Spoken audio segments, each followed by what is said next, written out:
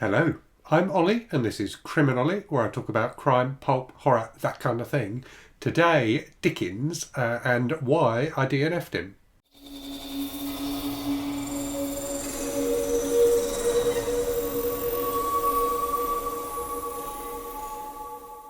So, as you may be aware, I've embarked on a reading project recently where I'm reading through 12 classic books as recommended by Michael K. Vaughan on his channel. So the ones I've read so far prior to this month were Moby Dick by Herman Melville, which I really, really enjoyed. I liked it a lot more than I expected to. And The Iliad by Homer, which I didn't enjoy as much as I expected to, but which was kind of okay. It had some good fights and stuff like that. So this month's book was Great Expectations by Charles Dickens, which I was expecting to really enjoy. So I've read only one Dickens book before, A Christmas Carol, which I did enjoy. So I was expecting to get from Great Expectations, a good storyline, some interesting characters, and a plot that kind of moved itself along reasonably well. And that, to be honest with you, is what I found lacking in the book. So Dickens has a reputation, doesn't he, of being a great storyteller and someone who, conjures up characters in a really meaningful and engaging way. And the problem I had with Great Expectations was two things really. So one, I think I read about 100 pages of it, and it felt like in that 100 pages there was about 10 pages worth of storytelling. So it felt like the plot moved at a snail's pace. I had very little concept of even what the plot was. So it was about Pip, this young boy, and his the various characters he meets and his home life and things like that. But I felt at no point did it feel like there was a story that was managing to get its hooks into me. And the characters all felt fairly uninteresting. Even Miss Havisham, who is one of Dickens' most famous characters, completely failed to grab me as someone that I was interested in reading about. And as I say, all of that surprised me because I went into it with, no pun intended, great expectations. But actually, I just found it so slow and so dull that I made the difficult decision to DNF it. And I've made videos in the past about DNFing. It's not something I do lightly, but it is something I'm prepared to do. And I just felt with this book that is over 500 pages long, that after 100 pages of it, if I was still not enjoying it, I really wasn't prepared to put myself through the pain of reading the rest of it. And part of that, I think, is down to the fact that if you're reading a book that long and I was conscious that I was reading it more slowly than I read most books because I was really having to focus on the language and things like that in a way that I don't with more modern books. Now, having said that, I didn't have that problem with Moby Dick, which is of a, I think it's not quite as old as Great Expectations, but it's of a similar kind of vintage. I didn't have a problem with the language in that at all, but Great Expectations I found very, very slow to read. And so the weight of all these hundreds of pages I still had to read felt quite overwhelming to me. And all I could think about was all the other books I could be reading instead of Great Expectations. And indeed, as soon as I finished it, I managed to rattle off a couple of other things fairly quickly. So it definitely felt to me like far too much like hard work.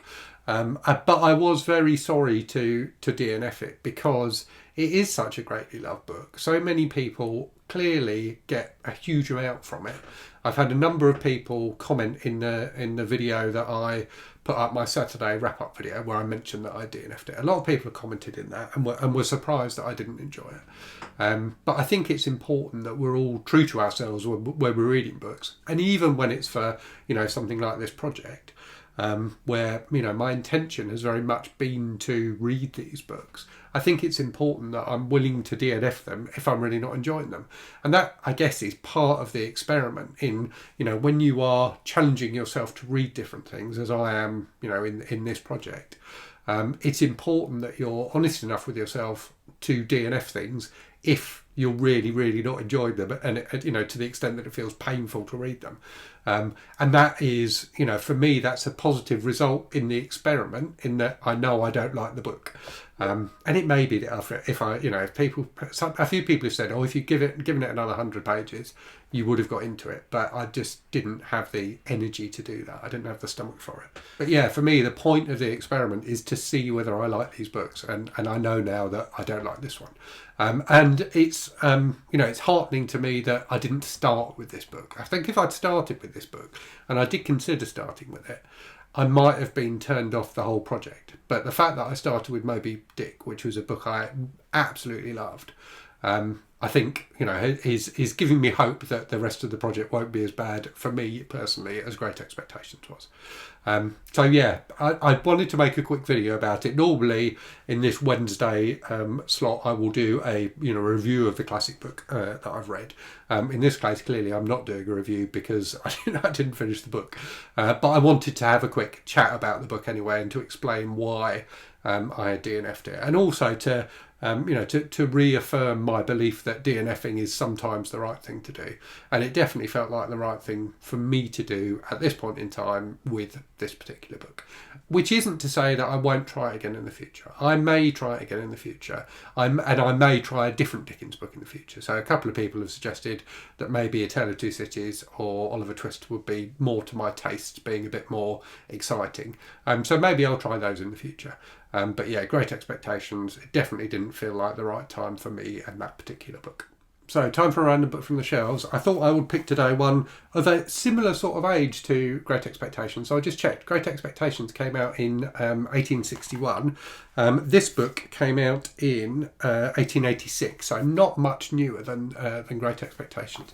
So this is a Nick Carter dime novel. So Nick Carter was kind of a gumshoe detective in a series of a kind of pulpy dime novels in the late 19th century.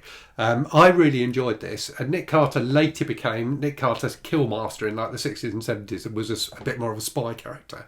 But this is a really enjoyable kind of detective novel, very much of its time in some ways, but a lot of fun anyway.